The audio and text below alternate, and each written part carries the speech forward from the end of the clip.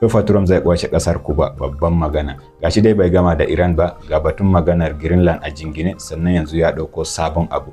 To Trump dai ba yanzu ya fara ba, tun tenuwansa na farko ya fara matsa musu lamba, sannan yanzu kuma da ya dawo yana tuhumar su da wasu laifuffuka da dama wanda a ciki akwai take haƙƙin ɗan adam da danniya da dai sauransu. Kamar da gani wannan shine kasar da yake son kwashewa, wannan kuma shine United States, wato kasar da yake mulka. Saboda haka baka ma isa ka hada girman su ba. Misali in girman Amurka kaman daki ne, to girman wannan kasar da yake son karbe iko da ita bai wuce wurin da buta zai zauna a dakin ba. To Trump din da ya ikrarin cewa zai karbe iko da wannan kasar, sannan kuma hakan abu ne mai kyau in ji sa.